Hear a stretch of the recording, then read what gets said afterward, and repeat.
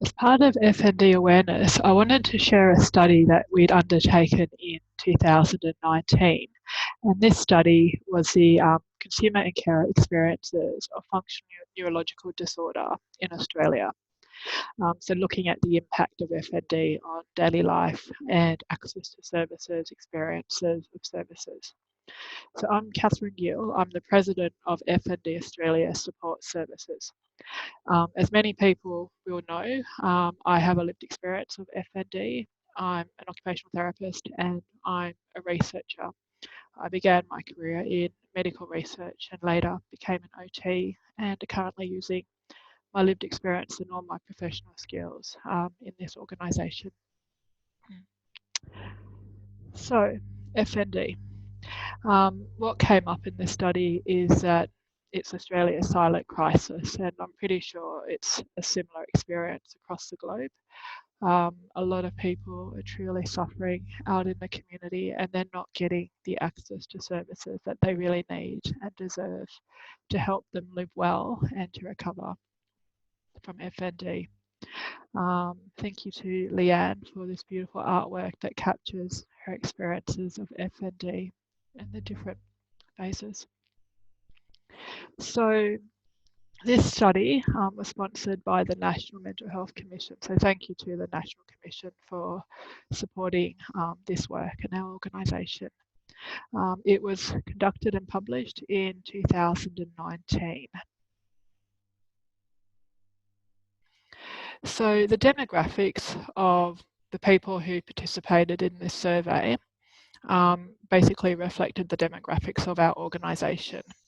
They were all either consumers living with FND and they did the consumer survey, or we also had a carer survey to look at the experiences that carers were facing when supporting a loved one with FND. The majority of the people in the carer survey were aged 25 to 64. There are a few younger people and a few older people. The survey was for people 18 years and over, and for people younger than 18, the carers did the carer survey. 90% of the consumer respondents were female, and again that reflected what we see in our organisation. 5% reported being of Indigenous origin, and all of those people were living in Queensland.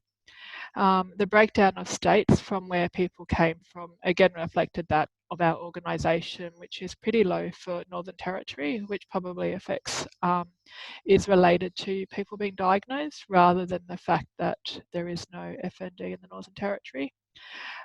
So certainly lower percentage in the middle part of Australia. We had 50% metropolitan, 30% were from regional areas and 20% were rural and remote areas.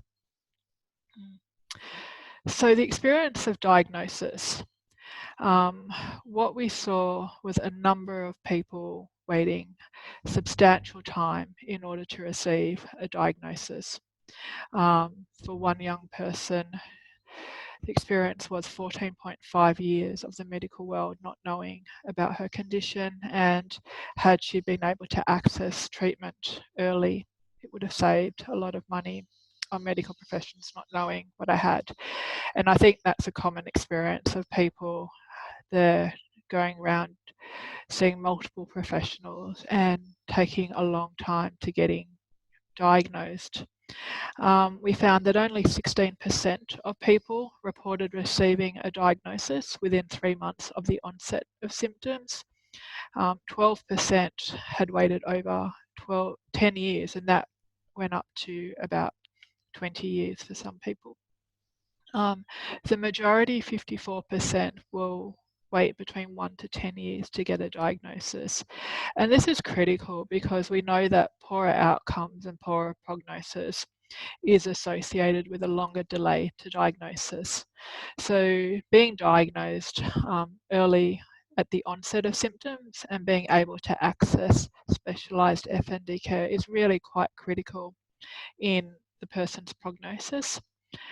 And it's really important that a person has a good experience of being diagnosed. When people are left on this merry-go-round of seeing doctors and being told there's nothing wrong, it can get quite hard and frustrating for the person, and of course their symptoms generally don't improve. The overall satisfaction with diagnosis was pretty low. Most people, the majority of people, said that they needed more information, they needed support, they needed access to treatment. A number of people were just referred back to their GP, so offered no treatment, no intervention, not given appropriate information. People were saying look, they really needed a quicker diagnosis. They need medical professionals not to disregard their symptoms, and not being discharged from hospital with no understanding of what was going on. People were told, just to try harder, but no one was given a proper explanation of what was going on. Many people referred to the fact of information being needed, referrals being needed. They needed staff to understand what the condition was. A number of people were accused of faking the illness, that they were putting on symptoms, that they chose to be this way, and that it was all in their head. All of this is quite distressing for a person, and it's only going to aggravate the symptoms and not help with recovery at all. People were often told not to come back to hospital, despite the fact that they were having quite debilitating symptoms. People were frequently told that there was nothing that could be done for them. Most people were referred back to the GP, and the GPs generally have little understanding of FND and really don't know what to do with the person and where to refer the person. One person said she felt, she was humiliated and made to feel like a whinger. And I think this is a common experience because many people are told there's nothing on their scans that would provide a medical reason for their symptoms. So the assumption is that there's nothing wrong because it cannot be seen in most cases on a scan, on a traditional MRI that's done in a hospital. So it can be very distressing for people. When people rated their experiences of the treatment provider's level of compassion, knowledge and understanding of FND, overwhelmingly people were having a negative experience in care. So around 80% had overwhelmingly negative experiences in the treatment provider's level of compassion, knowledge and understanding. There were 10% who had a mixed experience, so they might have had a number of bad experiences, but then they found a practitioner that was FND aware and FND friendly. And 11% were quite lucky that they may have been diagnosed by an FND aware practitioner and they'd had a positive experience. This is a quote from a mixed experience one. So I've had not many good experiences with doctors, specialists and nurses who lacked the knowledge and understanding and thought that I was attention seeking. They made me feel like I was making it up, like I was crazy and wasting their time and nothing was wrong with me because tests came back fine. They felt they had bad bedside manners. And it wasn't until I saw these specific doctors that things began to change, and these practitioners have been helpful, understanding and have a good way of communicating things. So it's really important that health professionals listen to the person, that they do understand FND and they are able to communicate the diagnosis and what it means to patients. This is looks at people's satisfaction overall of diagnosis being blue, access to treatment being orange, and quality of care being grey. So the 100% indicates that people have had great experiences. The 0 down the bottom indicates the worst possible experience. The boxes is like the 50% in the middle. And so what we see here is the median for diagnosis was 25 and the range was 9 to 65. So this is when people rate how satisfied they are with diagnosis. So overwhelmingly that's skewed with the people having negative experiences. Even worse is access to treatment, which the lower quartile was on 0 to 50% for access to treatment with a median of 15. So again, that's extremely low and almost as bad as quality of care, with an interquartile range of 4 to 50 and a median of 23. So what that is showing is overwhelmingly people are having very bad experiences of diagnosis, of access to treatment and quality of care, and they're rating them overall quite low. And of course the range, it went from 0 to 100 with all of those diagnosis, access to treatment and quality of care. So there is definitely a range. There are obviously a few very good specialists in Australia, but for many it's hard to come by, and an overwhelmingly large number of people are having very poor experiences of diagnosis, treatment and quality of care. So what happens after diagnosis? So we looked at how long after diagnosis were people able to access specialised treatment, and immediately was 10%. And we know that the best outcomes are for people who are able to access treatment immediately. 26% was up to 6 months, and we had 40% who'd never accessed any treatment for their FND. And that is quite significant, because without treatment, people tend to struggle in the community. People don't spontaneously recover. There is a thought that once people are diagnosed and they accept the diagnosis, that they will recover, and that is not what we see at all. We tend to find that in the vast majority of cases, people do require access to specialised care in order to make any improvements in their symptoms. And the type of treatment that people were accessing was generally psychology. So a number of people were just referred to a general psychologist, and that's not a psychologist who specialised in FND, that's a general psychologist. A number of people were accessing massage, and that is often because of the pain that people feel, and their body, if they've got one-sided weakness, can become quite tight. We had people accessing general physiotherapy. But again, these are not specialised treatments for FND, and if the person is not FND aware, sometimes it's not always helpful. Specialised treatment, less than 22% of people had ever accessed specialised treatment. Other types of treatment that people were accessing was general psychiatry, acupuncture, neuropsychiatry, naturopathy, osteo, exercise physiology, speech therapy, art therapy, and an optometrist.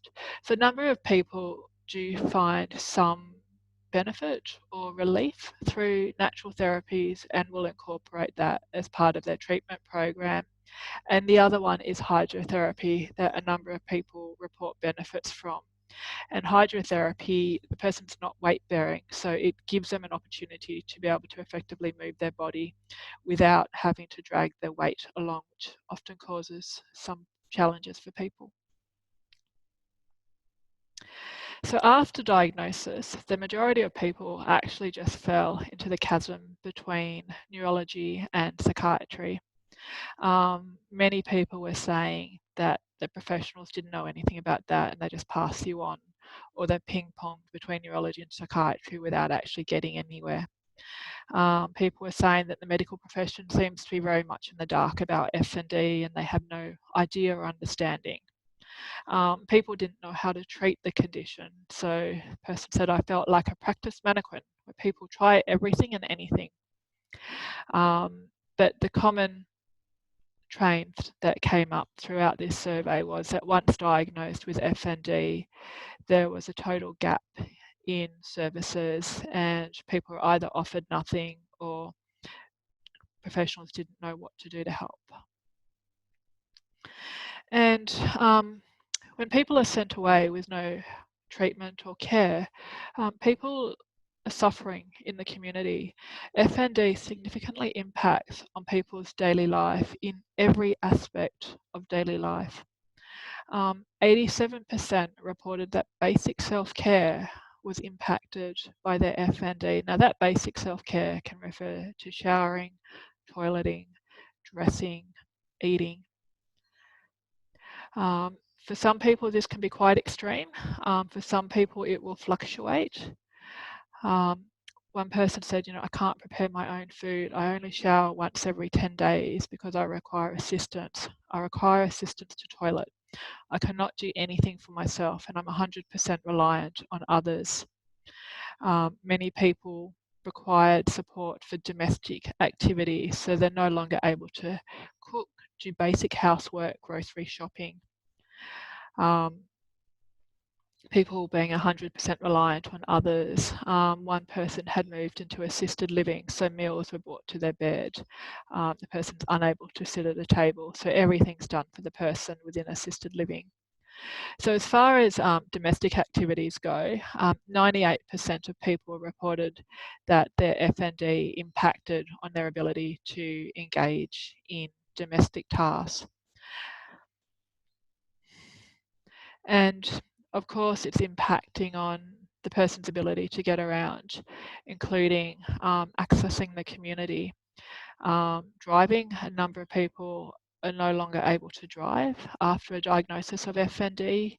Accessing public transport can be quite problematic if a person cannot walk to a bus stop or cannot walk to a train stop. So public transport can be extremely challenging for people.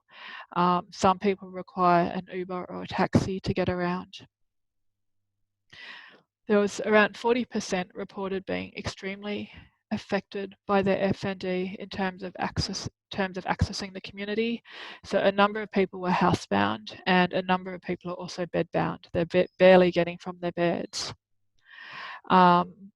Likewise, and sort of related to the same thing, is that the engagement in social and leisure activities, 99% reported that the FND did impact on their ability to engage in social and leisure activities. Again, 40% reported being extremely impacted in social and leisure activities, but overwhelmingly there was a significant impact on their ability to engage in social activities. And similarly, but not quite as strong, on relationships. Around 30% reported that FND extremely impacted on their relationships.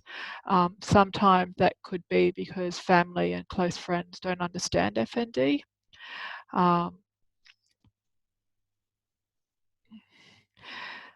So with all of these impacts of FND on daily life, it's almost inevitable that symptoms of FND and how it limits and restricts their desired daily activities is going to impact on a person's mental well-being. And people reported that they were dropping into deep depression because they've lost their life, they've lost all their abilities to this condition. Sadly, a number of people do report feeling suicidal over this condition, and that is often due to a loss of hope, a loss of employment, and the significant impacts that it has. People report being quite isolated. If they're not able to get around, they're not able to work, they're not able to go to school, not able to do the activities that they used to enjoy doing and seeing their friends, it is going to have a significant impact on people's well-being. And we generally say if you don't have a mental illness when you come down with FND, you're almost likely to develop one just by living with the symptoms. The people talk about going through depressive episodes, feeling hopeless, getting anxious. I'm depressed, I'm lonely, I'm scared, and I have a bleak outlook for my future. It's hard enough adapting to such a disabling illness, but having to deal with the discriminating and harmful attitudes in society, in the health profession, and in the workplace is what does even more damage. It's very distressing and very debilitating illness. And this is something, through creating awareness, that we really hope to address this discrimination that people face in society and in the health professions in particular. It is distressing enough just dealing with the illness, so having to deal with attitudes and stigma about the illness just adds extra turmoil. overwhelmingly, FND did impact on people's ability to study and work and engage in other vocational activities. Around 70% reported not working and not studying, and that was generally due to symptoms of FND. And if people are not able to work, of course, it's going to have a negative impact on their financial well-being. And this is one of the bigger stressors and strains about FND, is the impact that it has on people's financial well-being. And 20% reported having catastrophic impacts on their financial well-being. And that can be through the inability to work, not being able to pay a mortgage. People had their own businesses, so people were losing their own businesses. And people had moved in with parents, people were couch surfing. Really, really significant catastrophic impacts, which are going to have impacts on their FND symptoms, and of course impacts on their mental and emotional well-being. Someone said here, I'm potentially on the verge of losing my house because I have not been able to work since I ended up in a wheelchair. I've lost everything, both my and my hubby's income. We were about to buy a home, but we lost my husband's business. We're having to sell our farm, which is our home and our livelihood. And they're major, major impacts. So we asked people in the survey, were their symptoms overall improving, staying the same, or worsening and fluctuating? So we had around 40% who said their symptoms were worsening overall. Around 33% said it's staying the same, so about a third. 20% reported overall improving, but no one reported full recovery. No one had got back to a level of capacity where they considered that they were recovered. And again, this data came from our network, so the people who are associated with our organisation are more likely to be the people who are currently experiencing symptoms. So it can reflect the demographics of our people who are connected with us. But overall, people were reporting not positive outcomes. A number of people reported fluctuating symptoms, so up and down on any given day, gradually improving in some areas. Most people were saying that they've just learnt to manage their symptoms. I've learnt to manage and pace myself. And my symptoms wax and wane.